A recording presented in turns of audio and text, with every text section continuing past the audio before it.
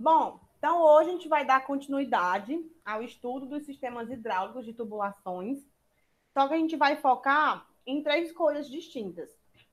A gente vai estudar os condutos equivalentes em uma tubulação, a gente vai estudar os sistemas ramificados e nós vamos estudar também os sifões e as suas condições hidráulicas de funcionamento. Então, começando aqui pelos condutos equivalentes, tá?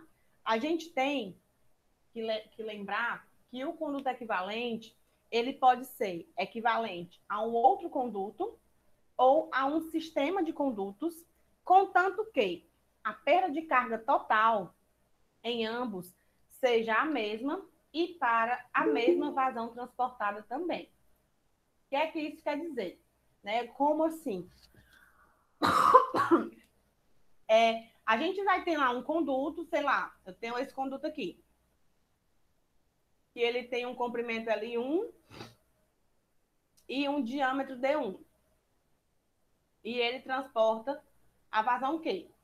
Quando eu faço essa conta aqui, esse conduto ele produz uma certa perda de carga ΔH. E aí, por algum motivo, eu quero substituir esse conduto, eu quero trocar esse conduto. Sei lá, isso aqui transportava água entre dois reservatórios, tá?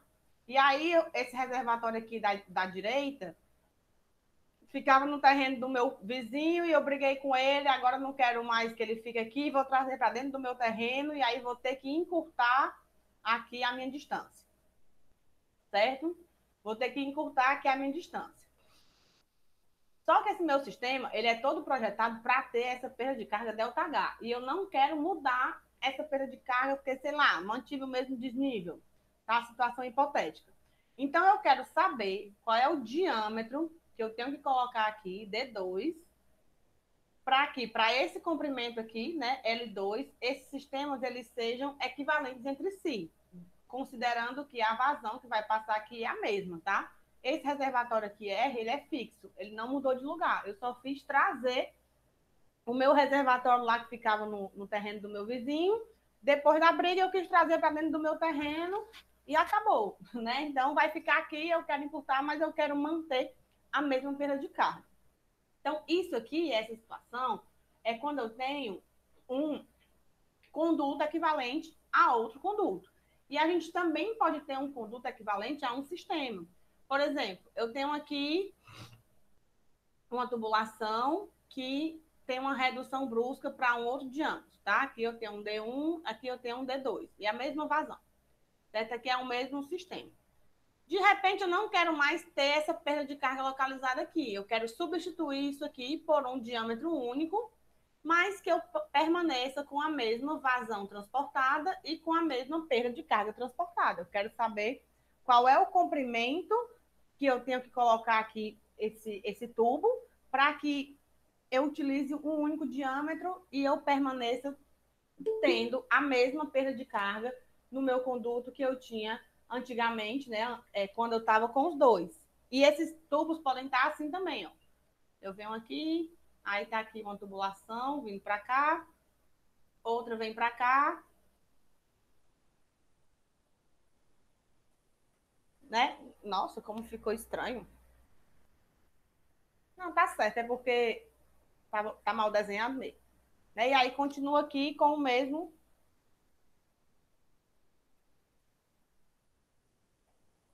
Ah, tá, porque é assim. Com o mesmo diâmetro, tá? Só que aí eu posso não querer ter isso. Eu posso querer aqui tem a vazão que ela entra aqui, sai aqui, tá? Ah, não, acabou essa necessidade aqui desse desvio. Então eu quero fazer aqui, substituir por um conduto de diâmetro único também, um conduto único. Dá certo também, tá? Então o conduto equivalente é a gente substituir condutos existentes por condutos únicos. Essas situações elas podem ser reais, tipo essa daqui. Eu briguei com o meu vizinho e eu quero trazer, né, o meu reservatório para dentro do meu terreno. Como elas podem ser hipotéticas também, só para facilitar o cálculo, por exemplo, certo? Então, a adoção do conceito de equivalência, ela é muito vantajosa, tá? Por quê? Porque a gente vai poder substituir um sistema bem complexo de tubulações por um outro sistema que seja mais simples, ou mesmo por um conduto único. A gente vai ver vários exemplos disso acontecendo, né, no decorrer aqui da nossa aula de hoje, das aulas de exercício que a gente vai fazer. A gente vai ver isso se aplicando realmente na prática, tá bom? Então, ó, vamos aqui continuar. Quando a gente vai tratar de um conduto equivalente a outro conduto, é aquela primeira situação que eu criei. Briguei com meu vizinho, quero trazer o reservatório do terreno dele para dentro do meu terreno, tá? Ou então, briguei com ele, vou ser pior ainda, vou levar o meu reservatório para o terreno além do terreno dele. Essas situações muito loucas. Então, a gente sabe que a perda de carga, dada pela equação universal, né, ela é 0,0827, fator de atrito, comprimento, vazão ao quadrado, sobre D a quinta. O princípio fundamental da equivalência entre condutos é manter a mesma vazão sempre, tá?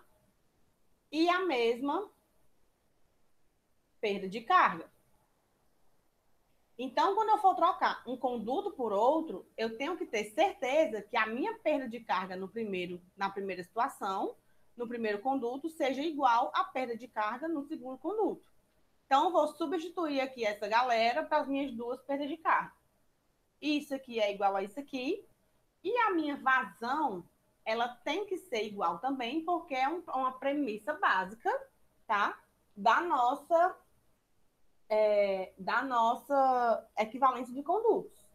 Então, o que é que a gente vai trabalhar aqui? A gente trabalha com comprimento e com diâmetro, tá certo? Então, se eu isolar aqui, ó, o meu comprimento da segunda situação, ele vai ser igual ao comprimento da primeira, vezes a relação entre os fatores de atrito, F1 e F2, multiplicado aqui pela quinta potência, né, da relação entre os diâmetros. E aí, os fatores de atrito, a gente sabe que ele é uma função tanto do número de Reynolds quanto da rugosidade relativa. Né? Então, se a gente conhece a vazão e conhece o diâmetro, a gente consegue calcular os nossos fatores de atritos também. E a gente pode fazer isso tanto com a equação universal quanto com a equação de Hazen-Williams, né? A equação de Hazen-Williams, ela é aquela que diz assim, que a perda de carga unitária, né, por unidade de comprimento, ΔH, que é igual a J vezes L, vai ser igual. O J, que é a nossa equação de Hazen-Williams, né, é 10,65 vezes a vazão elevada a 1,85, dividido por C também elevado a 1,85, vezes D a 4,87. E aqui eu vou multiplicar por L, né, que é exatamente para ser a minha perda de carga completa. No caso da equação de Hazen-Williams, a gente tem isso aqui, ó,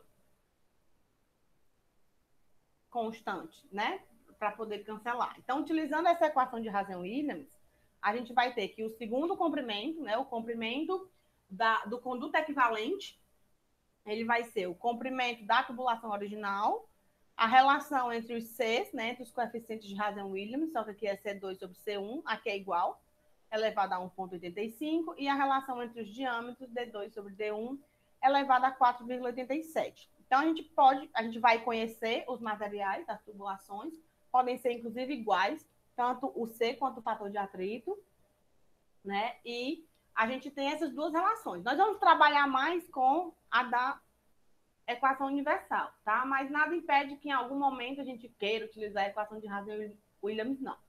Então, vou só colocar aqui o que é cada coisa dessa.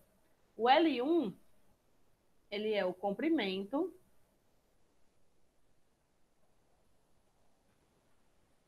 do conduto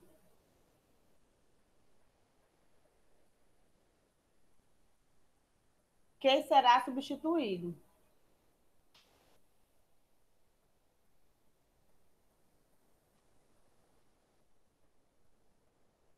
O D1 também é o diâmetro do conduto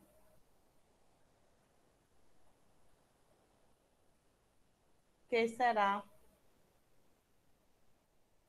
substituído. L2 é o comprimento do conduto equivalente, né?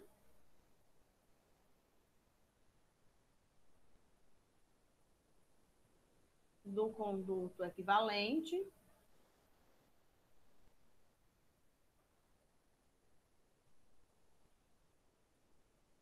E o diâmetro D2 é o diâmetro do conduto equivalente também.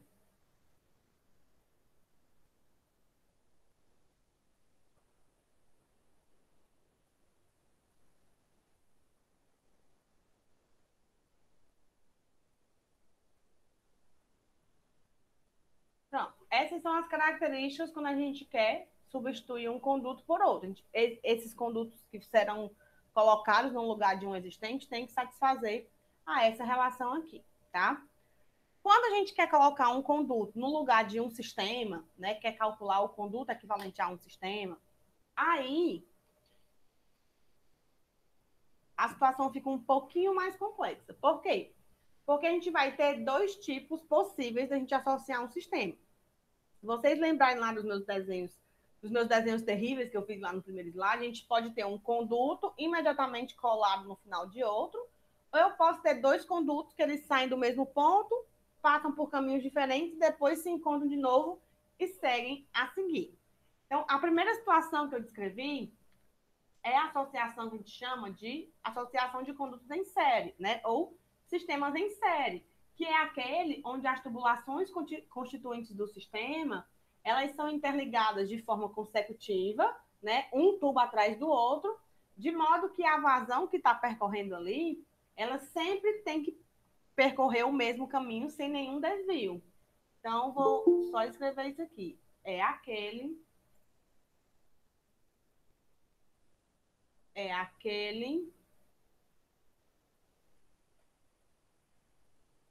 que as tubulações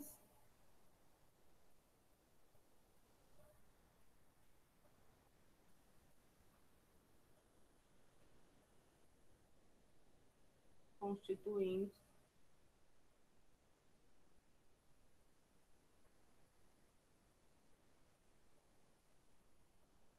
do sistema são interligadas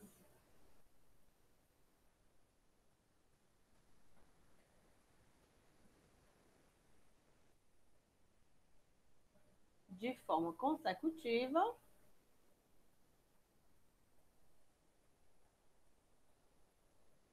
não, de tal forma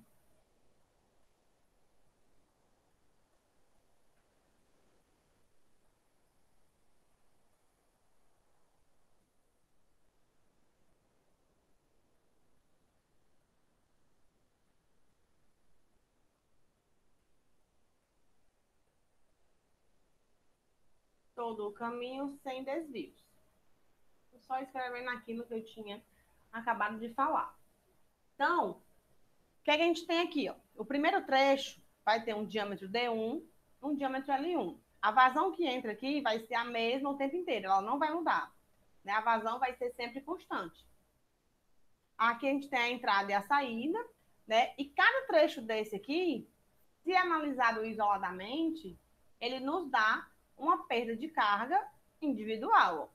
O trecho 1, ele sai, sei lá, do ponto A até o ponto B. Então, aqui a gente tem a perda de carga no trecho 1, que é a perda de carga entre esses dois pontos. Se os pontos têm cotas diferentes, se eles têm posições diferentes, eu vou ter perda de carga diferente entre esses trechos. O trecho 2, ele é o trecho que liga, né, da tubulação que liga o ponto B ao ponto C. Então, eu também vou ter uma perda de carga aqui. Assim, eu vou ter o trecho 3 ligando C e D, o trecho 4 ligando D e E, o trecho 5 ligando E e F e o 6 ligando trechos F e G, tá?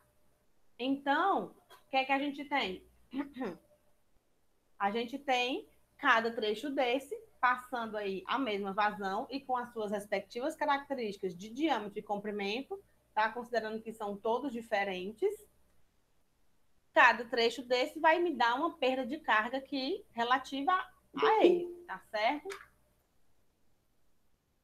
Só que para eu calcular essa perda de carga total, se eu quiser calcular a perda de carga total entre o ponto A e o ponto G, por exemplo, eu só preciso olhar aqui para o começo e para o fim da minha linha piezométrica, né? Então, se a gente observar bem, a perda de carga total aqui entre esses dois pontos, ó,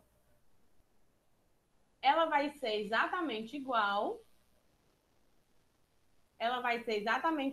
ao somatório de cada pedacinho desse aqui. No primeiro, no segundo, no terceiro, no quarto, no quinto e no sexto trecho. Então, o que é que eu sei? Eu sei que a vazão que passa em cada um dos trechos, ela vai ser igual. E eu sei que a perda de carga nesse sistema aqui, a perda de carga do sistema inteiro, ela vai ser igual ao somatório de cada uma das perdas de carga que acontecem nos nossos trechos. Então, matematicamente falando, a gente tem isso, que a perda de carga é igual ao somatório de todas as perdas de carga que acontecem e que a vazão que passa nesses trechos aqui são todos iguais, porque eu não tenho água indo para lugar nenhum. A água que entra lá no trecho 1, lá no ponto A, ela tem que sair lá no ponto G. Então, assim, se a gente sabe que a perda de carga entre cada um dos trechos, somados todos, vai dar igual a perda de carga total no sistema, quando eu for colocar um conduto equivalente a um sistema, eu tenho que pensar nessa perda de carga aqui. Eu não posso pensar só em trechos. Tenho que pensar na perda de carga total. Então, aqui eu tenho a minha perda de carga do sistema.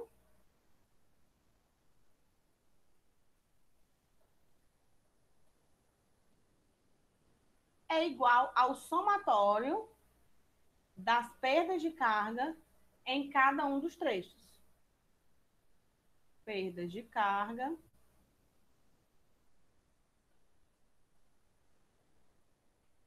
em cada um. Eu faço a letra horrorosa, aí ele não aparece a bichinha para apagar. Quando eu faço a letra bonita, aí aparece. Não sei o que é isso, não. Em cada um dos trechos. Então, ó, quem é que é igual? A gente sabe que a vazão é igual, né? A vazão é a mesma para todo mundo. E também aqui a constante da equação da perda de carga. Então, esse comprimento aqui, deixa eu só mudar a cor. Esse comprimento aqui, ele é o comprimento equivalente que a gente quer calcular. E esse aqui é o diâmetro do tubo que será utilizado.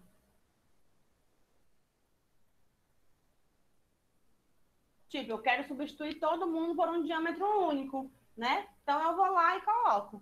Esse diâmetro aqui, ele normalmente ele vai ser arbitrado. É um valor arbitrado. Como assim? O que é isso? É um valor que eu vou lá e escolho. Por que isso? Porque o diâmetro, ele é um valor que ele precisa ser padronizado para eu conseguir comprar. Tipo, existem os diâmetros comerciais. Então, eu quero aqui um diâmetro de 12,84 milímetros de diâmetro. Vou ficar querendo. Não existe esse diâmetro para vender. Eu posso comprar 12,5 ou eu posso comprar outro, né? Eu posso comprar outro. Eu posso comprar 15, mas 12,84 não existe. Então, o que é que nós fazemos normalmente quando a gente quer calcular esse tipo de conduta equivalente? Tipo, tá aqui, ó. Vou pegar aqui e vou substituir por um conduto aqui. Tá aqui, vou pegar daqui, ó. Tá aqui minha entrada, eu vou fazer um conduto aqui que liga os dois pontos, ó. Para fazer um desvio aqui na minha tubulação. Então, eu vou escolher um diâmetro, né? Vou escolher um diâmetro aqui que vai ser escolhido e arbitrado. E eu vou calcular, então, a partir das minhas relações, o L, né? O comprimento da minha tubulação. Então, se a gente utilizar a equação universal, a gente tem que o fator de atrito do conduto equivalente vezes o comprimento do conduto equivalente também, dividido pelo diâmetro equivalente, vai ser o somatório de cada multiplicaçãozinha dessa para cada trecho. Fator de atrito comprimento dividido por diâmetro aqui, tá? Então, a gente vai ter que saber o comprimento e o diâmetro de cada um dos trechos, assim como o seu fator de atrito também. O fator de atrito, às vezes, a diferença é muito pequena, né? Às vezes, a nossa diferença dá, tipo, na terceira, na quarta casa decimal. E aí, a gente pode considerar que o fator de atrito é o mesmo, tá certo? Mas nem sempre é assim, tá? Às vezes, a gente vai lá e tem que colocar bonitinho, né? E como vocês sabem, para calcular o fator de atrito, a gente precisa saber o diâmetro e a vazão. Então, tanto a gente conhece o diâmetro, quanto a gente conhece a vazão de cada um dos trechos. Ah, porque dá muito trabalho calcular o fator de atrito para cada um desses trechos. Realmente dá mesmo? Dá trabalho se a gente fizer na mão, né? Quando a gente coloca no Excel, não dá tanto trabalho assim. Então, a gente consegue fazer isso de forma até bem rápida. Da mesma forma que a gente pode fazer com a equação universal, a gente pode fazer também utilizando a equação de Hazen-Williams. A diferença é que aqui a gente tem um C, que é um valor tabelado, que depende apenas do material. Então, sempre que o conduto for, que a associação, né, o sistema estiver com tubulações associadas em série, essas são as relações, né, que nós vamos utilizar para calcular o conduto equivalente aí que a gente queira, né, o comprimento do conduto equivalente para substituir esse sistema. Então, sempre, na maioria das vezes, a gente vai acabar indo, né? A gente vai adotar um diâmetro e vai calcular o comprimento para aquele diâmetro, porque aí eu compro tanto de cano que eu precisar e eu corto do tamanho que eu precisar. Eu não preciso mandar fazer um diâmetro, né, diferenciado. E aí nós temos o outro tipo de associação, né? Nós temos o sistema em paralelo, tá? No caso do sistema em paralelo, as tubulações, né, que são constituintes do sistema, elas são interligadas de forma independente. Cada trecho da tubulação recebe uma parte da vazão total e elas saem e chegam exatamente no mesmo ponto, tá certo? Então, assim,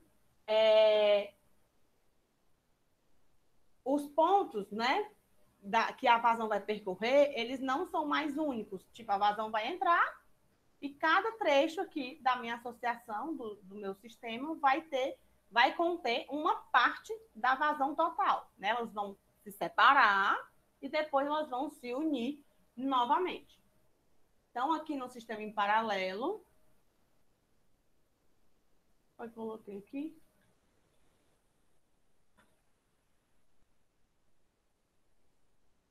é aquele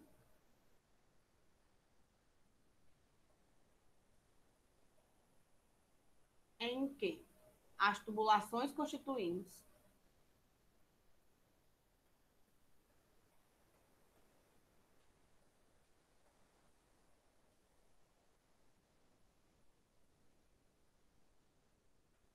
do sistema são interligadas de forma independente,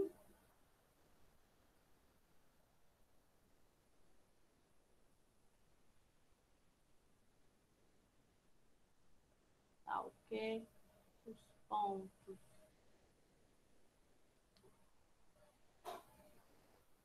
de montante e jusante são os mesmos, tipo, da onde ela sai, ela tem que chegar, né? Todas as tubulações, diferente lá da tubulação em série, mas existe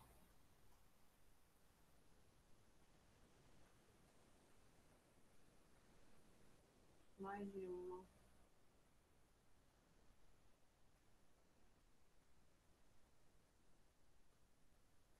alternativa para o caminho do escoamento. Do escoamento. Ou seja, a gente vai ter aqui a vazão dividida. Então, a gente tem aqui, ó, a vazão entra no ponto A, aí vem uma parte para cá, uma parte para cá, uma parte para cá. Cada tubulação dessa com o seu comprimento, com o seu diâmetro, tá? Independente. E aí, todo mundo se encontra aqui no ponto B e seguimos. Então, aqui nesse caso, a vazão, ela não é mais igual, tá? Não, nada me garante que a vazão vai se dividir em três partes iguais aqui nessas três tubulações, não. A única coisa que eu sei é que a vazão, né, ela vai se dividir nos três tubos. Então, vai vir uma parte para cá, para o trecho 1, uma parte para o trecho 2 e uma parte para o trecho 3. E, ao final, elas vão se encontrar. Se a gente observar a perda de carga de cada um desses trechos, para o trecho 1, a perda de carga aqui vai ser a diferença entre as cotas, né? Ponto A, ponto B, considerando aqui a questão da velocidade mais ou menos parecida. Ou nem considerando, né? Só parecida, calculando mesmo. O que, é que a gente sabe? A gente sabe que eles estão saindo do ponto A, que tem uma certa energia acumulada aqui, e está indo até o ponto B. Se eu não tenho bomba em nenhum dos trechos, e se eu não tenho variação de diâmetro interior aqui, né, no meio do meu trecho, eu vou ter aqui a mesma perda de carga em todos os trechos. Ó, estão saindo de A indo para B. Então, a minha diferença aqui, ó, a minha cota aqui, tá? E a minha cota aqui, ó. Eu tenho a cota de energia em A e a cota de energia em B. Para o início aqui, eu vou sempre ter essa carga aqui. E para o final, eu vou sempre ter essa carga aqui. Então, se eu quiser calcular a perda de carga no trecho 1, isso aqui vai ser a cota pesométrica em A mais a cota cinética em A, menos a cota pesométrica em B, somada aqui a carga cinética em B. Se eu quiser fazer isso para o trecho 2, né, do inicial para o final, é a mesma coisa. E se eu quiser fazer isso para o trecho 3, é exatamente a mesma coisa. Então, para todos os trechos, né, as perdas de carga de cada um dos trechos, elas vão ser iguais. E a vazão total aqui do sistema, ela vai se subdividir nos trechos e, ao final, ela vai se somar. Então, aqui no sistema em paralelo, a gente tem o inverso. A gente tem que a perda de carga é a mesma para todos os trechos, enquanto no sistema em série a gente tinha a mesma vazão, e a vazão aqui, total do sistema, vai ser o somatório de cada uma das vazões, né, em cada um dos trechos. Então, aqui eu só fiz separar, né, a vazão em função da perda de carga, porque a perda de carga a gente conhece. A gente não sabe aqui agora quem é a vazão. Então, só fiz isolar a vazão aqui em função da perda de carga, do diâmetro e dos constantes, né, e do comprimento.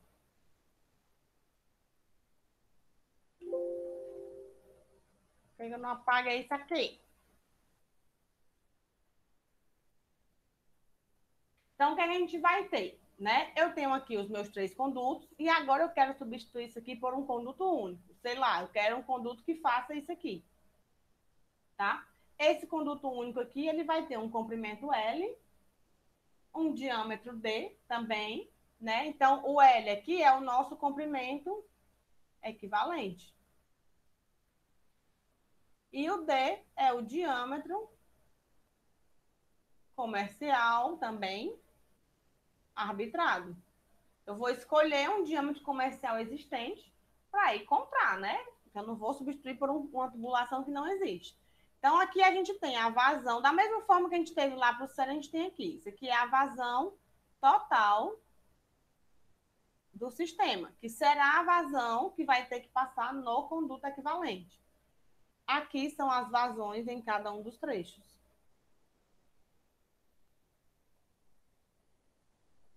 Vazões nos trechos.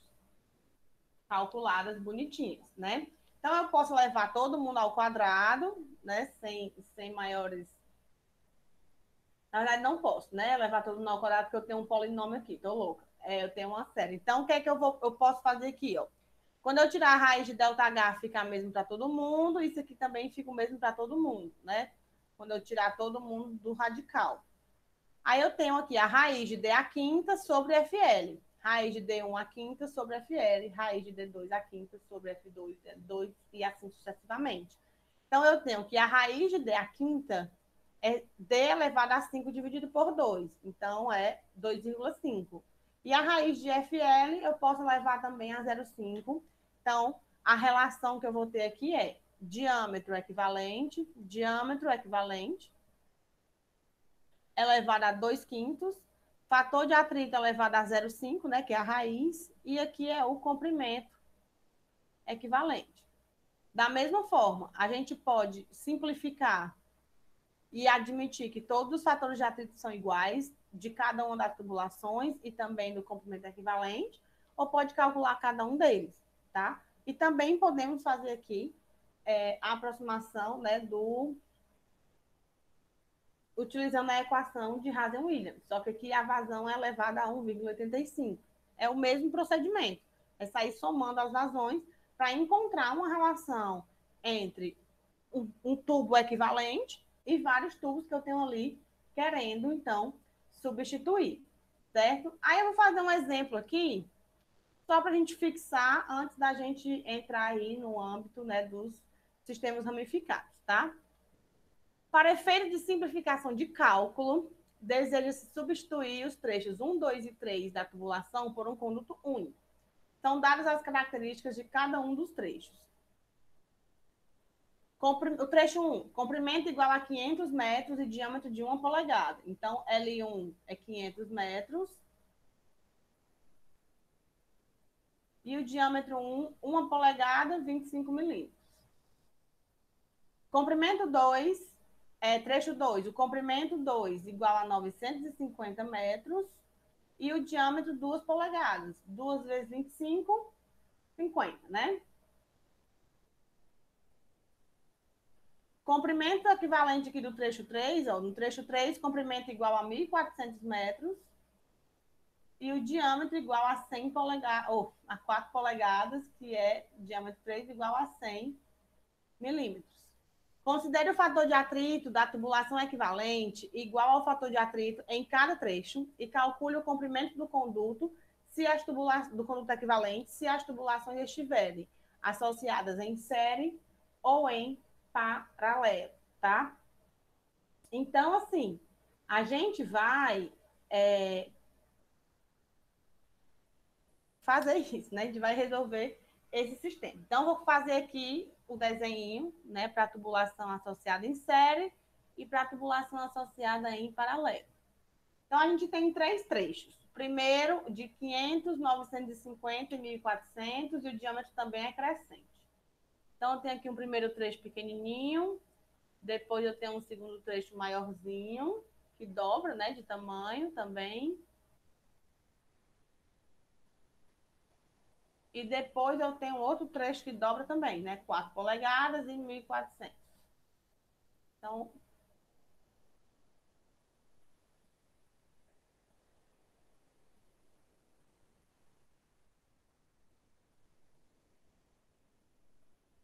e aqui também vai mais adiante.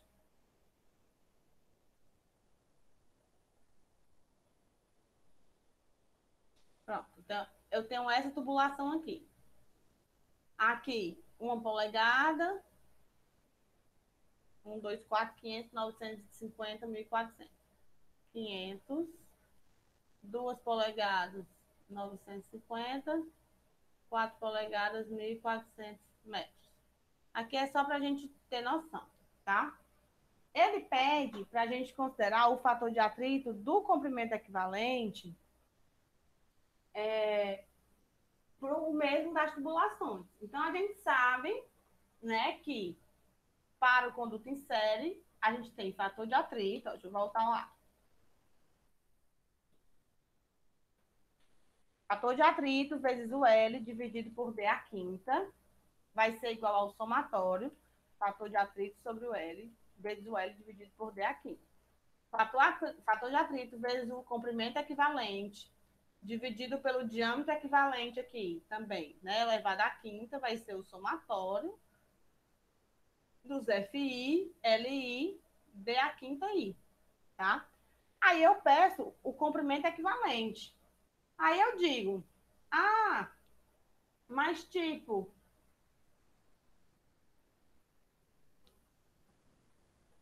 e aí, né? Qual é o diâmetro que eu vou escolher? A gente pode escolher qualquer diâmetro que a gente queira. Eu vou fazer aqui escolhendo um dos diâmetros que eu já tenho na minha tubulação.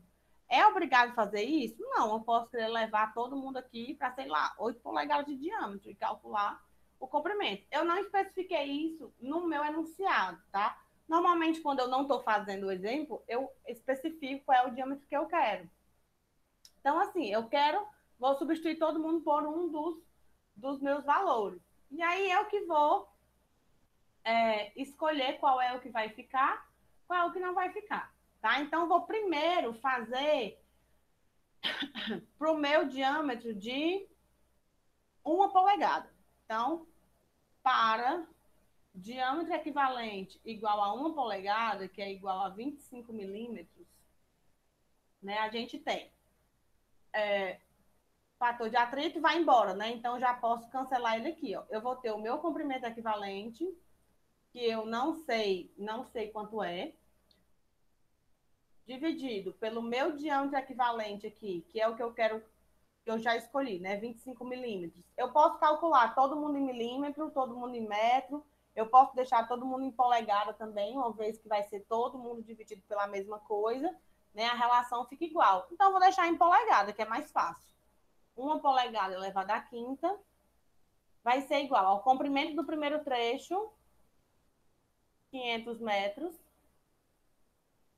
dividido pelo diâmetro do primeiro trecho, 1 polegada à quinta, mais comprimento do segundo trecho, 950, dividido pelo diâmetro dele, 2 polegadas, vou botar só 2 mesmo, elevado à quinta.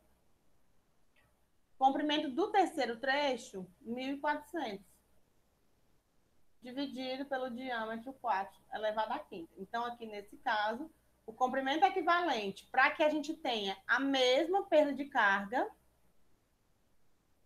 do que isso aqui, ó, que eu tenho aqui um totalzão, né, com a perda de carga total, vai ser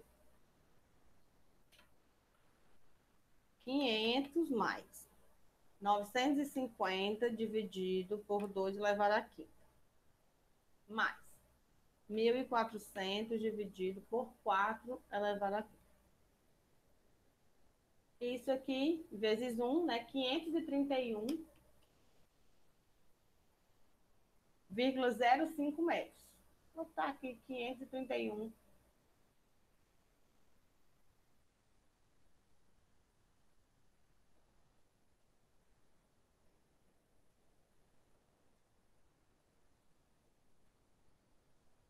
Lembrando que essa tubulação total tem, ó, 1.400 mais 950 mais 500 metros.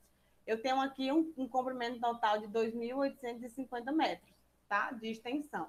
Então, se eu quiser substituir isso aqui para ter a mesma perda de carga por um comprimento único com um diâmetro de 1 polegada, basta eu colocar 531 metros, porque a perda de carga fica muito maior. Então, eu reduzo, dividido por 531, em 5,3 vezes o tamanho da minha tubulação, né, para ter a mesma perda de carga. Vou fazer para todos.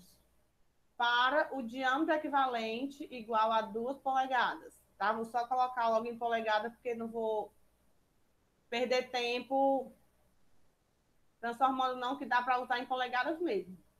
E fica na mesma proporção, tá? Aqui 1.400, aqui é dividido por 2 elevado a 15. Meu comprimento equivalente aqui vai ser, vou deixar já pronto aqui, 500 dividido por 2 elevado à quinta, mais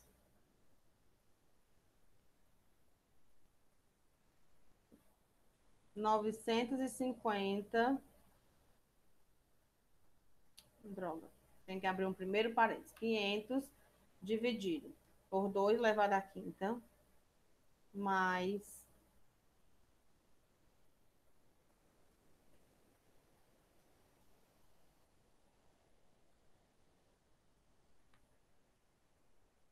abrir 950 dividido por 2. Opa, aqui é 1, né? Desculpe. 1, 2 e 4. Olha só, eu errando. Eu vale, é todo mundo 2, tem alguma coisa errada. 1 elevado à quinta, 2 elevado à quinta, mais 1.400 dividido por 4 elevado à quinta.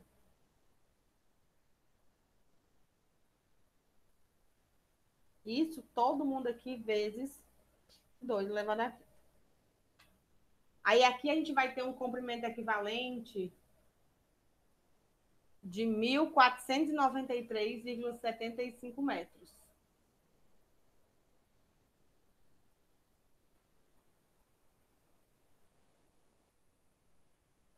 1.493,75 metros. A gente dobrou, né, o diâmetro aqui em polegadas e o comprimento, ó, ficou quase do mesmo tamanho desse. Eu vou só fazer de novo aqui, 500 mais 900 dividido por 2 elevado à quinta,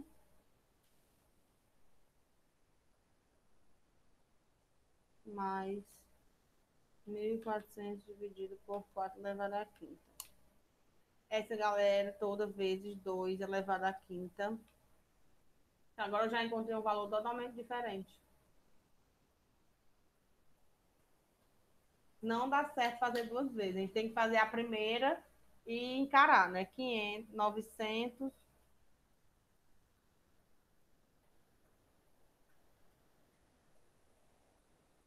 Mais 1.400 dividido por 4 elevado à quinta, mais 500 vezes 2 elevado à quinta. Agora eu achei 16.943. Eu acho que é mais fácil desse aqui tá certo, porque eu fiz separado, tá? 16.943,75 metros. Ai, eu detesto. Alguém faz essa conta na calculadora?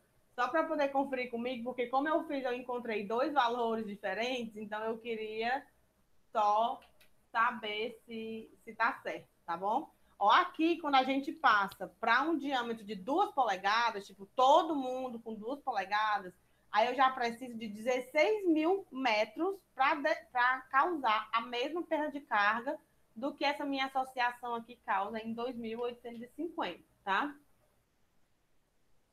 Para o diâmetro equivalente de 4 polegadas agora, esse aqui vai dar grande, né? Porque a gente tem 4, se com 2 já deu 16 mil, então o comprimento equivalente aqui, dividido por 4 elevado à quinta, é igual a 500 dividido por 1 à quinta, mais 950, 2 à quinta, mais 1.400, 4 à quinta.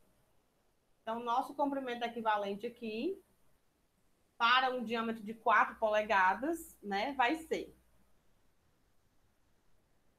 Mesma conta de novo, 500 mais. Fazer separado de novo, 950 dividido por 2 elevado à quinta. Mais 1.400 dividido por 4 elevado à quinta. Mais 500. Aí é isso, dá 531, né? 0,05, que foi o mesmo que deu aqui. Nossa, vezes 4 elevado à quinta. 543.800 metros.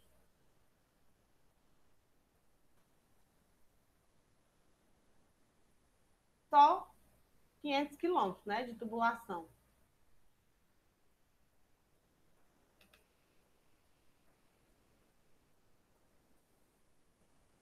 Então, assim, bem grandinho, né? Se a gente colocar, então, o diâmetro... Quanto maior o diâmetro, tá? Maior vai ser o comprimento equivalente, porque menor vai ser a perda de carga. Então, vamos agora associar essa galera aqui em paralelo. Em paralelo, eu não vou conseguir desenhar bonitinho assim, não. Então, eu vou fazer assim: vou botar um ponto aqui e outro ponto aqui e vou desenhar, tá? Do jeito que der certo. Vou colocar esse aqui como sendo de 1 polegada, que é o menorzinho. 1 polegada, 500 metros. Aí, o de 2 polegadas, eu vou colocar aqui. 2 polegadas, 950 metros. E o de 4 polegadas,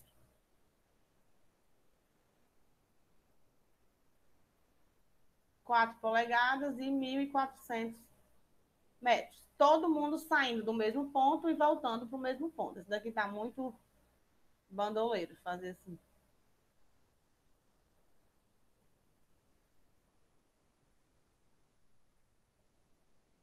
E já funciona. 1.400 metros. Então, no caso da tubulação em paralelo, né, a nossa relação ela fica diferente. Ó. Ela fica assim. O diâmetro equivalente, que é o que a gente vai arbitrar, a gente vai escolher, vai ser elevado a 2,5, né, dividido por L elevado a 0,5, porque o fator de atrito a gente considerou igual. Então, eu vou colocar aqui a expressão fator de atrito, ou diâmetro elevado a 2,5, dividido por fator de atrito a 0,5, vezes o comprimento equivalente também a 0,5, vai ser igual ao somatório.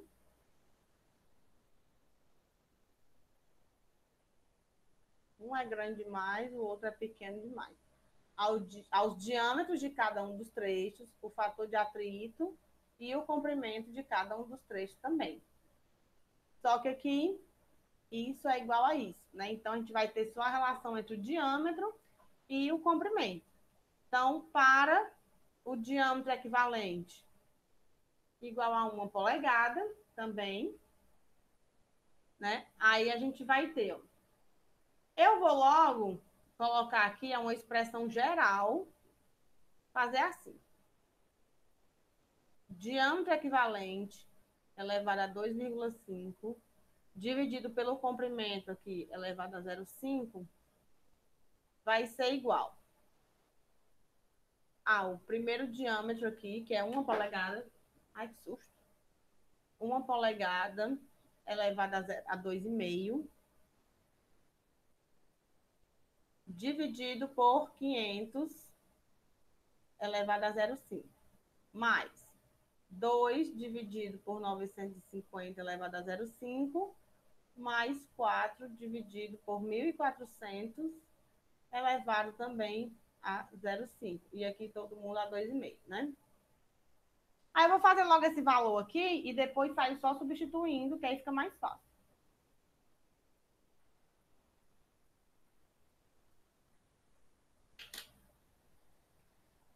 Um elevado a 2,5 dividido por raiz de 500.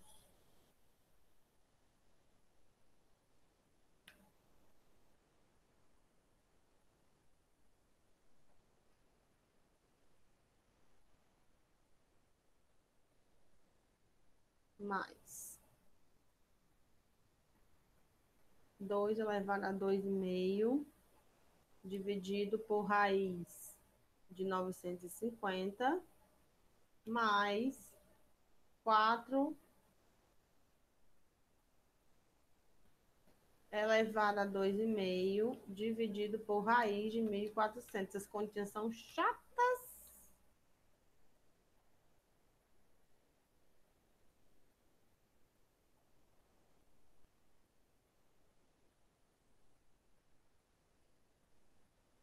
Eu errei alguma coisa aqui na calculadora. Espera aí.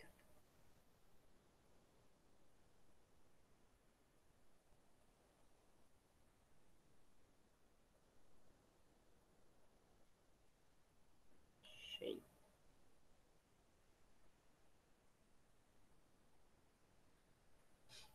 Pronto. Isso aqui, tá? Essa parcela aqui dá 1,083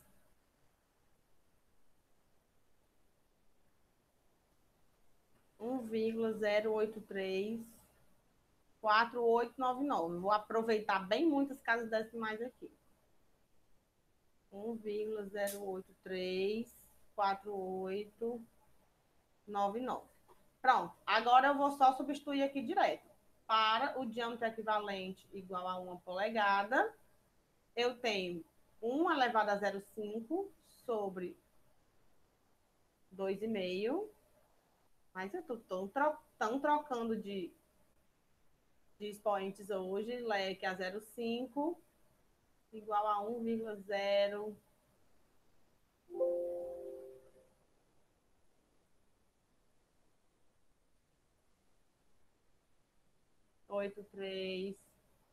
0,834899. Então, aqui o nosso comprimento equivalente, ó, vai ser igual a 1 elevado a 2,5 dividido por isso aqui, né? 0,834899 ao quadrado.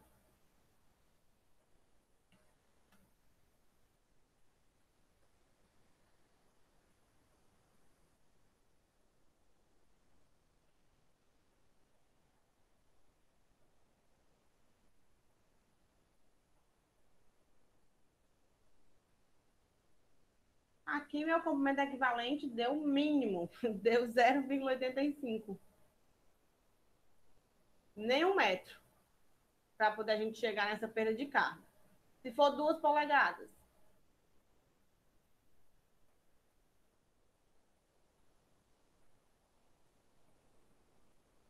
se for 2 polegadas, vai ser igual a 2 elevado a 2,5 dividido por 1,0834899 ao quadrado. 27,26 metros.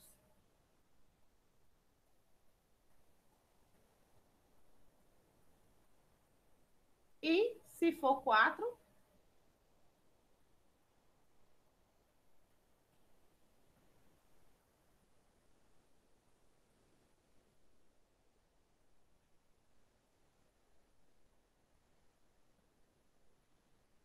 comprimento aqui vai ser 4 elevado a 2,5 dividido por 1,0834899. Isso aqui elevado ao quadrado deu 872,27 metros. Pronto. Quando a gente coloca em paralelo, né, os comprimentos ficam bem mais a menos do que em série. Então, esse exercício aqui maçante foi só para vocês verem que a gente pode escolher o diâmetro que a gente quiser.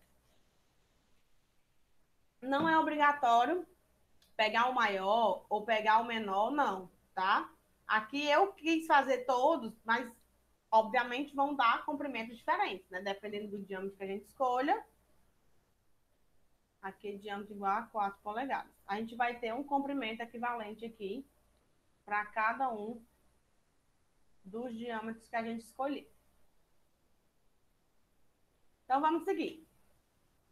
Vamos conversar um pouco sobre os sistemas ramificados, tá?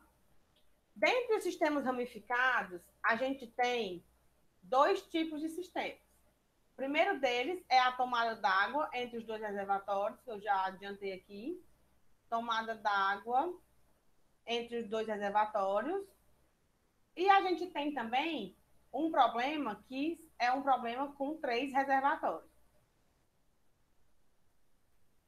Então, a gente tem esses 2 tipos de sistemas ramificados. O que é um sistema ramificado? É um sistema original, né, entre 2 reservatórios, com uma derivação. Essa derivação pode ser uma tomada d'água ou pode ser um outro reservatório, tá? Que é abastecido. O que é que a gente tem que saber aqui, né? A respeito desse sistema, do que acontece aqui nessa situação, quando a gente tem uma tomada d'água. Essas linhas aqui, né, LB4M, LB3M, LB2M e LB1M, elas são linhas piezométricas das situações que podem acontecer aqui nesse sistema, tá bom? O que é que eu tenho? Eu tenho um reservatório principal, que é o R1. O R1 aqui é o reservatório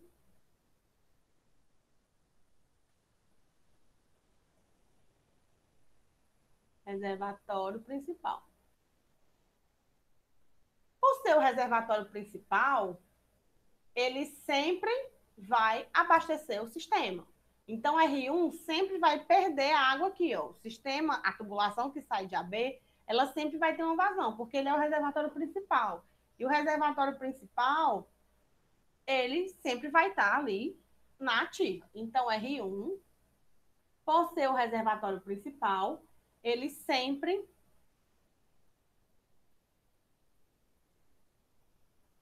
irá abastecer o sistema. Independente do que esteja acontecendo lá no ponto de tomada d'água, que é o ponto B, e lá no outro reservatório. R1 sempre vai estar abastecendo o sistema. O ponto B aqui, né, o ponto de tomada d'água, o QB, sempre vai ter uma demanda de vazão aqui para ele. Então, eu sempre vou ter QB, sempre terá demanda de vazão. Se é um ponto de tomada d'água, eu sempre tenho vazão saindo ali dele, tá? Só que o R2 é aquela história. Eu tenho água saindo daqui. Aí minha água vem, uma parte vem para cá, a outra parte vem para cá. Vai chegar uma hora em que a minha vazão aqui no QB vai estar bem pequenininha. Vou ter ali algumas torneirinhas só abertas. E aí grande parte da minha vazão vai vir para o meu reservatório R2. Ele vai receber, até uma hora que ele não aguente mais. Vai ter uma hora que o reservatório R2 vai estar cheio. Então, o R2 ele vai encher até que não aguente mais. Já que dele quase nunca sai, já que dele nunca sai, só entra, né? O R2 ele só reabastecido. Né? Na verdade, ele sai também, né? Mas ele fica recebendo até que ele enche. Aí vai chegar uma hora que a vazão aqui em B vai estar tão grande que só a vazão, só a água que sai de R1 não é suficiente.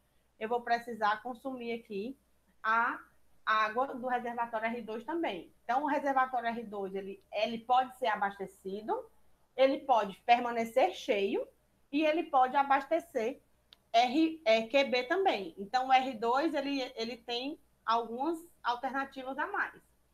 Ele é como se fosse um coringa, né? Então, vou botar aqui, R2, eu vou chamar ele de reservatório coringa. É um reservatório, é um coringa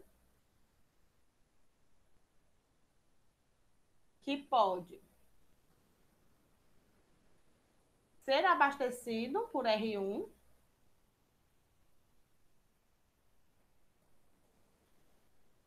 abastecer QB ou ficar inerte. O que é esse ficar inerte? Ele está cheião aqui, de boa na lagoa, não quero nada. Então, nem recebe mais água e nem fornece água. E aí a gente tem isso aqui, ó. Deixa eu apagar esses riscos aqui feiosos. Eu tenho aqui a vazão Q1, a vazão QB, que é o que sai, né? E a vazão Q2, que é o que vem para o reservatório R2, que tanto pode ir para o R2, como pode vir para o ponto B, né? Que é o ponto de retirada de vazão.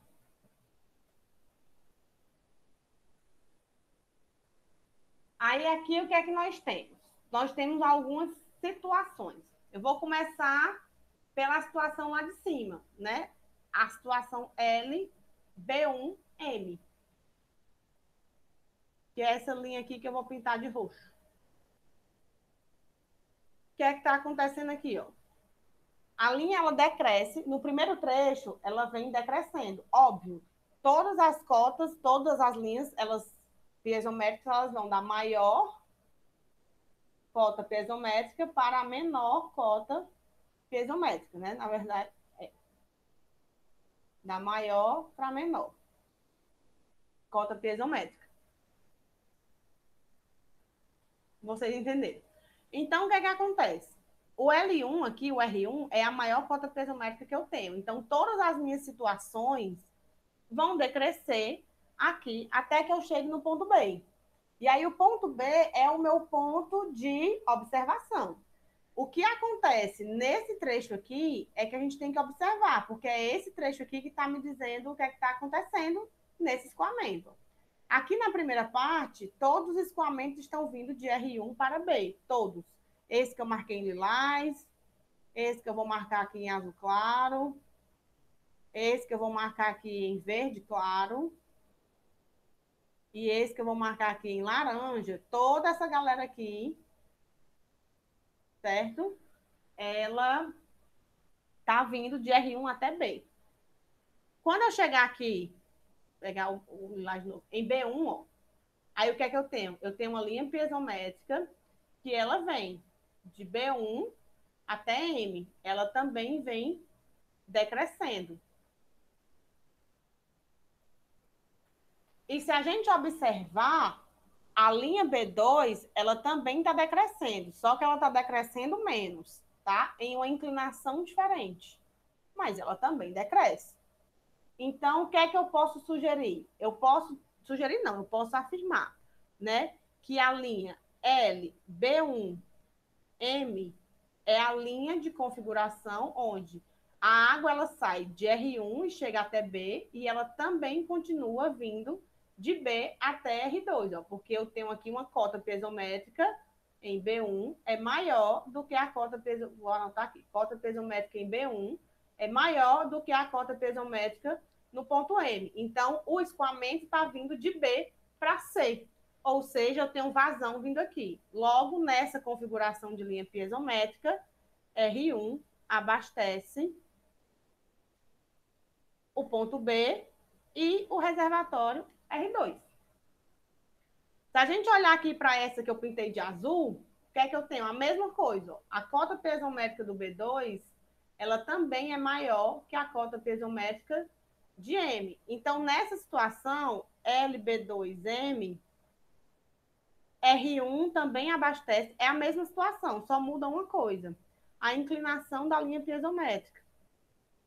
Abastece QB e R2. Apenas que, ó, se eu pegar isso aqui como um plano horizontal de referência, esse B3 aqui, essa inclinação, ó, alfa 2, ela é menor do que a inclinação alfa 1.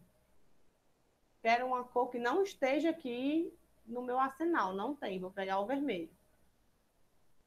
Alfa 2 é menor do que alfa 1, que é o alfa, onde o alfa ele é numericamente igual à perda de carga por unidade de comprimento. E quem é a perda de carga por unidade de comprimento? É K, né, que é 0,0827 FL, que é ao quadrado sobre D a quinta.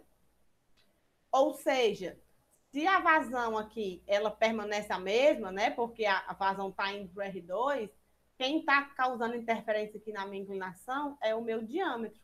Quanto maior for o diâmetro, menor é a minha inclinação. Ou seja, as configurações LB1 e M e LB2M, ambas indicam que o R1 está abastecendo o R2 e QB. Apenas que, como eu tenho aqui dois diâmetros, ó, D1 e D2, tá? Como eu tenho uma inclinação menor aqui na segunda linha piezométrica, para a inclinação ser menor é porque eu aumentei o diâmetro. Então, aqui só quer dizer que D2 é maior do que D1. Esse diâmetro aqui está sendo maior do que esse. No caso da segunda aqui, né, a relação entre... Na verdade, não é nem isso. D2 maior que D1. O que eu posso dizer aqui é que a inclinação desse segundo, alfa 2, é maior do que alfa 1. Então, a minha perda de carga aqui, nessa segunda situação, desculpa, eu confundi aqui a minha cabeça. A minha perda de carga aqui, se eu diminuir o alfa, eu diminuí a minha perda de carga. Então, é porque ou eu aumentei o meu diâmetro, ou então eu diminuí a minha vazão, né? Porque isso aqui é um ponto de saída.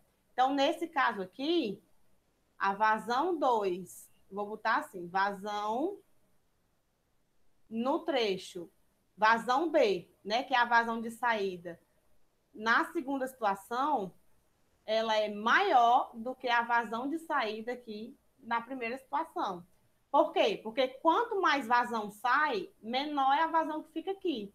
Se eu diminuo a vazão, eu diminuo a inclinação da minha linha piezométrica. Eu estava comparando diâmetros, mas na verdade o que está interessando aqui é a minha vazão Q2, tá? Então, a vazão Q2 aqui, ou seja, a vazão do trecho BC nessa configuração 1, ela é maior do que a vazão no trecho aqui B2. Eu estava vindo mais água, aqui está vindo menos água, tá? Então, nesse primeiro aqui vai mais água e no outro vai menos água para o reservatório. Vamos aqui agora para a situação verdinha, tá? Que é LB3M. Se a gente olhar aqui, ó, a cota piezométrica em B3, ela é exatamente a mesma do que aqui no ponto M.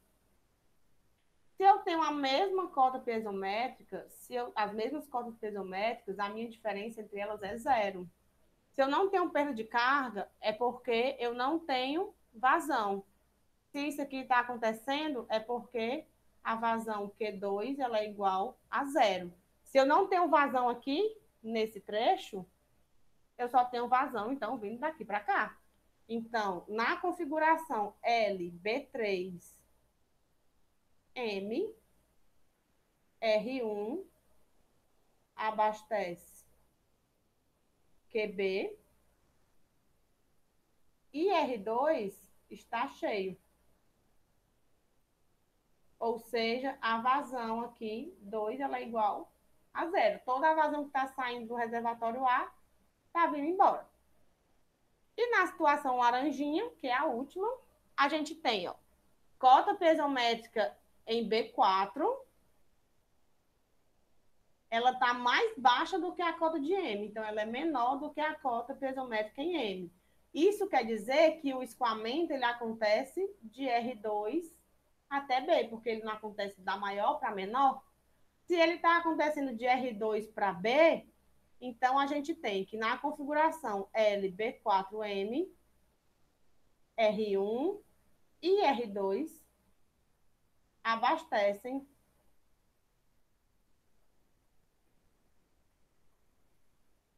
QB. Tá? Então, a gente tem essas situações que podem acontecer.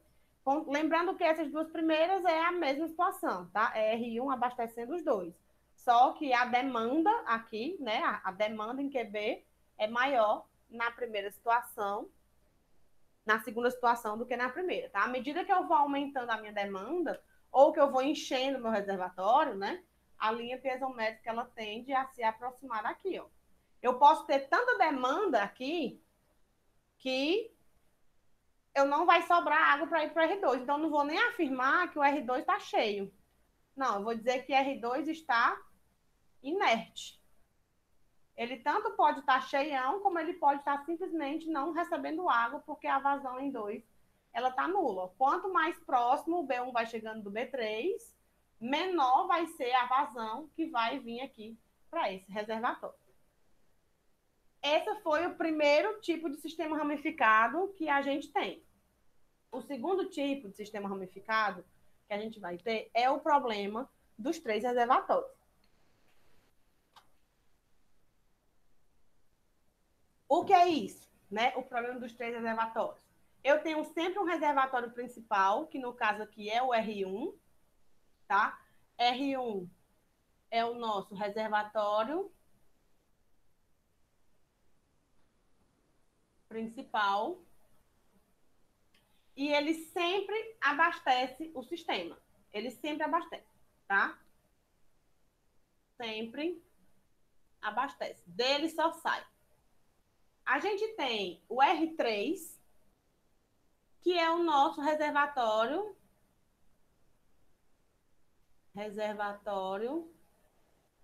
sempre abastecido. Abastecido. Tipo, a água vai vir de R1 para R3 e acabou. O R3 ele só recebe, né? O R1 só dá, o R3 só recebe. E aí a gente tem o R2, né? Que é o que nós chamamos de reservatório de sobras.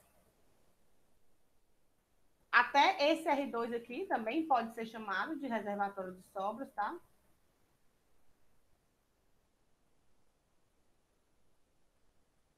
E aí ele abastece R3 e é abastecido por R1. Obviamente, as duas coisas não acontecem simultaneamente, tá? Mas pode acontecer. Então, quem é que vai me dizer o que é que está acontecendo aqui? Ó? O que é que pode acontecer nessa situação? eu posso ter o reservatório R1 abastecendo apenas R3 e o R2 nada. Eu posso ter o R1 abastecendo o R2 e o R3, e eu posso ter o R1 e o R2 abastecendo o R3. Eu posso ter essas três situações, tá? Então, quem é que vai me dizer isso? É a posição desse ponto aqui, ó. Esse ponto aqui, o X, tá? O X é a cota piezométrica no ponto da tubulação de intersecção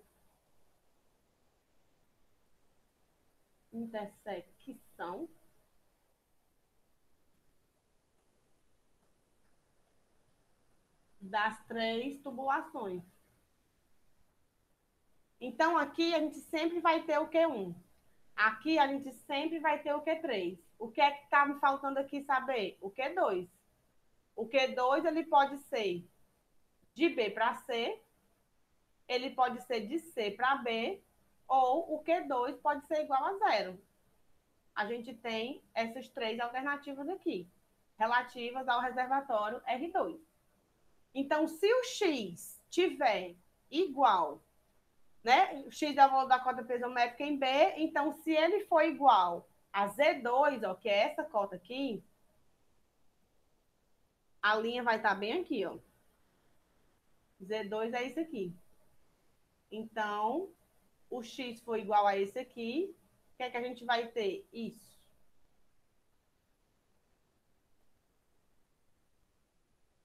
Isso. Então, eu vou ter o R1 abastecendo, ou desculpe, né? Z2 é aqui. Se o X for maior do que Z2, perdão, que é exatamente essa situação que está acontecendo aqui. Droga, ficou muito riscado.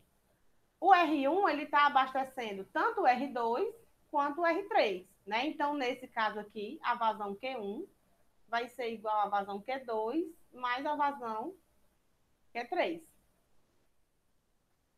Se o X for igual ao Z2, que é agora, aí a gente tem essa configuração que eu tinha desenhado e apaguei. Né? Não sei por que eu apaguei. Vou botar verde aqui só para indicar o cálculo das vazões. Vou fazer agora de outra cor, de roxo. Eu vou ter aqui o X bem aqui, ó. Aí essa linha vem para cá. Agora que eu estou fazendo que dá para apagar, aí vai ficar torto. Essa linha vem para cá e essa aqui vem para cá. Então, nesse caso aqui, eu não tenho vazão vindo de B para 2. Então, vem aqui o meu Q2, ele é igual a zero, tá? Ou o meu reservatório está cheio, que é o provável, né? O R2 aqui está cheio. Porque ele é um reservatório, né? E se ele é igual aqui ao nível da água dele máximo, é porque ele encheu. E aí a gente tem uma terceira configuração, que é quando, já tem verde e laranja agora, que é quando o X for menor do que o Z2, ou seja, ele está bem aqui. Nesse caso, as configurações de linha piezométrica ficam assim, ó. E aí, o que é que a gente tem? A gente tem que Q3 é igual a Q1 mais Q2, né? Ou seja, o R3 está sendo abastecido pelos dois reservatórios. A gente tem essas configurações. Então, como é que a gente faz para encontrar, né? Calcular aqui essas coisas, calcular o que quer que seja, saber se o que é que está acontecendo aqui nos nossos três reservatórios. Para saber o que é que está acontecendo e descobrir o posicionamento da linha piezométrica, a gente faz o seguinte: a gente admite que o X, tá? Ele é igual ao Z2. Eu vou dizer que ele está aqui, igual ao Z2. Quando eu digo isso, eu sei que Q2 é igual a zero. Eu vou fingir que a água está vindo e está passando direto para o R3. Daí, eu vou calcular a vazão depois, né? Q1 e Q3, que são iguais, através da equação da perda de carga. A perda de carga aqui vai ser a diferença entre os níveis da água, né? O Q1 aqui entre esses dois níveis e o Q3 aqui entre esses dois níveis, Z2 menos Z3 e aqui Z2 menos Z1. O que é que vai acontecer? A gente vai encontrar os valores de vazão. Se realmente o valor de X for igual à cota aqui do Z2, está correto. Então, essas duas vazões, Q1 e Q3, vão ser iguais. Se não, aí vai ser diferente, né?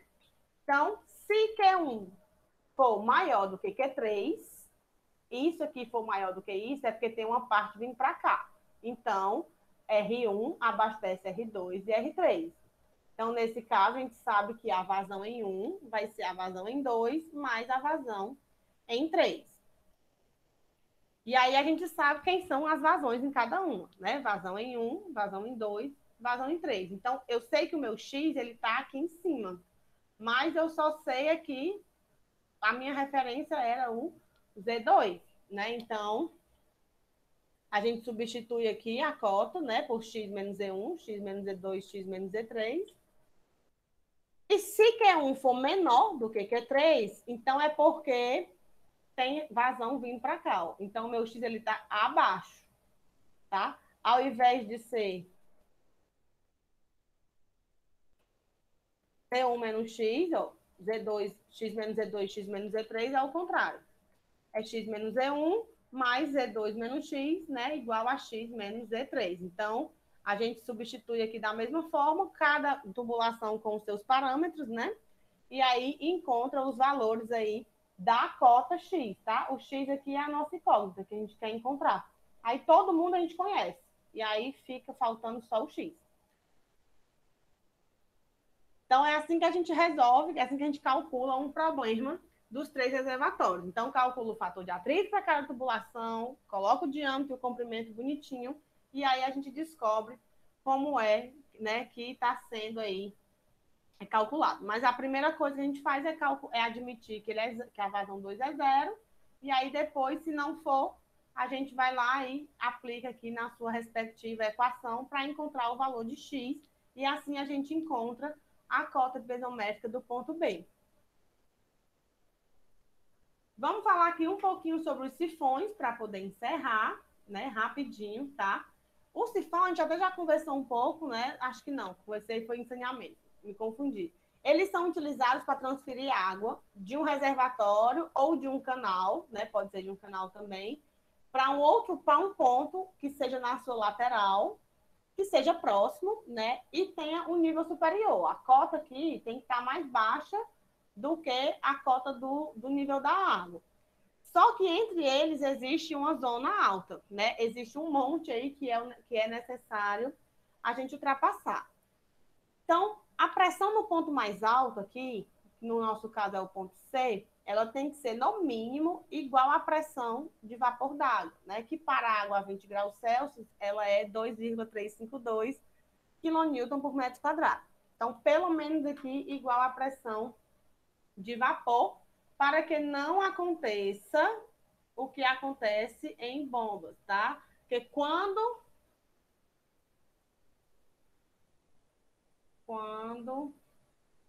a pressão for menor do que a pressão de vapor, aí começa a vaporizar aqui. E aí vai formando muito ar acumulado na tubulação. E aí esse acúmulo de ar aqui, ele não deixa, né? Ele interrompe a passagem de água, né? A água passa aqui e cadê a água do outro lado? Não tem. Então a gente tem que ter isso aí. Aí a gente tem as condições hidráulicas do sifão, tá? Que são três condições hidráulicas básicas. A primeira é, se a gente aplicar Bernoulli entre o ponto A, que é bem aqui, onde recebe a pressão atmosférica, e o ponto D, que é a saída, tá? Que também está na pressão atmosférica, a gente vai ter que a energia total, né, o H, vai ser igual à carga cinética, que é a carga de velocidade, mais o somatório aqui de ΔH. Por quê? Carga de pressão vai embora, né? posição está mais baixo, então a gente tem aqui, né, que o H, perdão, é essa distância aqui, né, entre A e D. Então, a gente tem a posição, a carga cinética e a perda de carga, e as pressões são iguais. Então, a gente sabe que a velocidade, ela vai ser a raiz de 2G, né, que é a gravidade, menos, que multiplica H, que é a distância entre o ponto A e o ponto D, menos o somatório da perda de carga nos trechos, né, BC e CD. Como a velocidade tem que ser maior do que zero, a altura H ela tem que ser maior do que a perda de carga, o somatório das perdas de carga. Então, a primeira condição hidráulica de funcionamento do sifão é que a distância...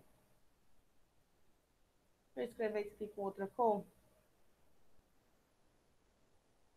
A distância entre... Não é nem distância, né? Não vou escrever não, porque senão vai demorar muito. A diferença de cotas entre o nível do reservatório e o ponto de saída, ela tem que ser maior do que a perda de carga que vai acontecer na tubulação. Então, quando você vai lá transferir gasolina, né, de um tanque para o outro através de um sifão, que é o que a gente faz, fazia, né? Hoje não dá mais. Coloca lá, a perda de carga dentro do torsal tem que ser menor do que a diferença, né, de níveis aí. Por isso que a gente vai colocando, quando a gente dá a primeira impulsão, né, que a gente vai transferir fluido de um lugar para outro através de uma mangueira, que a gente faz muito isso, são sifões, a gente dá aquela pressão, né, com a boca mesmo, chupa a água e aí tampa, e aí você vai descendo a mangueira até que ela começa a sair. Ela não começa a sair de imediato, não, tá? Quando tem um ponto alto no meio, você tem que ir descendo a mangueira até que a distância aqui, a diferença entre as cotas do ponto de origem até o ponto final, seja maior do que a perda de carga que acontece na tubulação, tá? E esse H aqui é a carga disponível, vai ser a nossa carga disponível para o escoamento.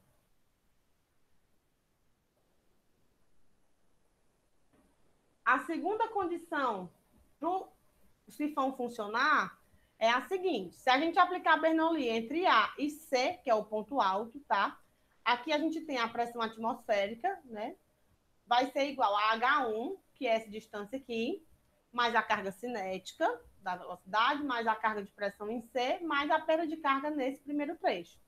Então, mais uma vez, a velocidade ela é maior do que zero. Então, a carga de pressão atmosférica, ela tem que ser maior, né, do que o somatório entre a distância, né, a diferença de cotas entre o nível da água e o ponto mais alto, mais a carga de pressão em C, mais a perda de carga no trecho. Então, só lembrando, no limite, né, a carga de pressão em C ela é igual à pressão de vapor, né? Porque a gente diz que a pressão tem que ser, no mínimo, a pressão de vapor, para o sifão funcionar. Se for menor que a pressão de vapor, aí não dá certo. Então, assim, a nossa altura, então, né? A nossa diferença entre o nível da água e o ponto alto tem que ser menor do que a diferença aqui da carga de pressão atmosférica menos a pressão de vapor e ainda, né, descontado a perda de carga no trecho. Na prática, tá? Esse H1 não deve ser maior do que 5 metros. Então, fiquem com essa medida na cabeça. A gente não pode ter aí uma distância muito grande, acima de 5 metros não fica muito funcional.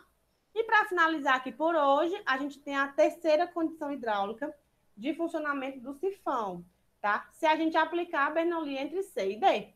Aí, nesse caso, a altura total aqui, tá? Ela somada com a carga de pressão em C, né? Vai ser igual à pressão atmosférica, que é a que sai aqui do ponto D, mais a perda de carga nesse segundo trecho. No limite, essa pressão em C aqui é a pressão de vapor.